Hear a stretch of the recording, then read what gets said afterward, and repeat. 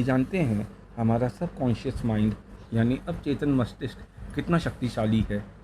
लेखक ने बताया है कि हमारा अवचेतन मन हमारी सोच, विश्वास और धारणाओं के आधार पर हमारे जीवन को प्रभावित करता है।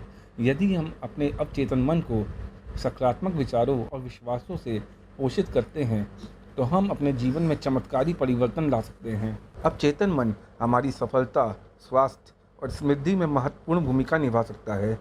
सकारात्मक सोच और विश्वास के माध्यम से हम अपने अवचेतन मन को प्रोग्राम कर सकते हैं और जीवन में जो चाहें उसे प्राप्त कर सकते हैं। लेखक बताते हैं कि हमारा अवचेतन मन एक खजाने के समान है जो हमारे जीवन की परिस्थितियों को आकार देने की क्षमता रखता है। यदि हम सकारात्मक विचारों और भावनाओं को अपने अवचेतन मन में डालते हैं तो यह हमें सफलता, शांति और समृद्धि प्रदान कर सकता है। जैसे यदि कोई व्यक्ति बार बार सोचता है कि वह असफल हो जाएगा तो अचेतन मन उस विचार को वास्तविकता में बदल देगा, लेकिन अगर वही व्यक्ति अपने आप को सफल होते हुए देखता है तो अवचेतन मन इसे साकार करने में मदद करेगा। आगे लेखक बताते हैं कि अवचेतन मन कैसे काम करता है। हमारे विचारों और विश्वासों का हमारे जीवन पर गहरा प्रभाव पड़ता है। अवचेतन मन बिना सवाल किए हर उस विचार को स्वीकार कर लेता है जो हमारे चेतन मन में बार बार आता है। जैसे अगर किसी छात्र को परीक्षा से पहले डर लगता है और वह सोचता है कि वह फेल हो जाएगा तो उसका अवचेतन मन इसे सच्चाई मान लेता है और उसकी शारीरिक प्रतिक्रिया उसी के अनुसार होने लग जाती है। लेकिन अगर वही बच्चा सोचता है कि वह परीक्षा में अच्छा करेगा तो उसका प्रदर्शन बेहतर हो सकता है। आगे लेखक कहते हैं अपने अवचेतन मन को कैसे प्रोग्राम करा जाए। इसके लिए हमें अपने विचारों, विश्वासों और भावनाओं को नियंत्रित करना होगा। सकारात्मक सोच, नियमित ध्यान और प्रार्थना इसके लिए सबसे उपयोगी है। जैसे कि एक व्यक्ति जो आर्थिक समस्याओं से जूझ रहा है, यदि वह दिन में कई बार अपनी आर्थिक स्थिति में सुधार के विचारों को दोहराता है और अपने अवचेतन मन को यह विश्वास दिलाता है कि वह समृद्ध है तो उसकी वित्तीय स्थिति में सुधार हो सकता है। आगे लेखक बताते हैं कि कैसे प्राचीन समय से ही प्रार्थना के माध्यम से लोग अपनी समस्याओं का समाधान पाते हुए आए हैं। उनके अनुसार प्रार्थना एक तरह से अवचेतन मन को निर्देश देने का तरीका है। जैसे किसी व्यक्ति को कोई गंभीर बीमारी है, वह लगातार अपने अच्छे स्वास्थ्य के लिए प्रार्थना करता है।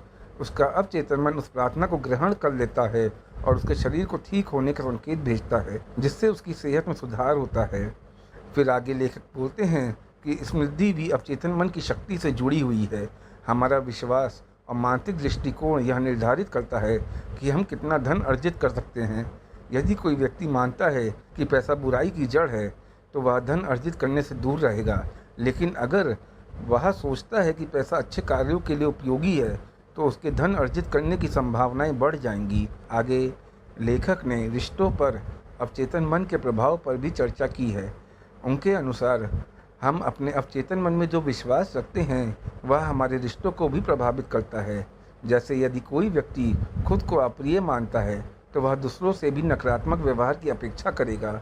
इसके विपरीत अगर वह खुद को प्यार और स्नेह के योग्य समझता है तो वह बेहतर संबंध बना सकेगा।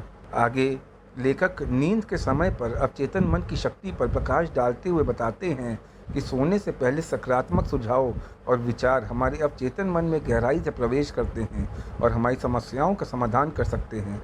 जैसे यदि कोई व्यक्ति सोने से पहले चिंताओं के बजाय अपने लक्ष्य पर ध्यान केंद्रित करता है तो उसका अवचेतन मन उस पर काम करेगा और उसे समाधान प्रदान करेगा।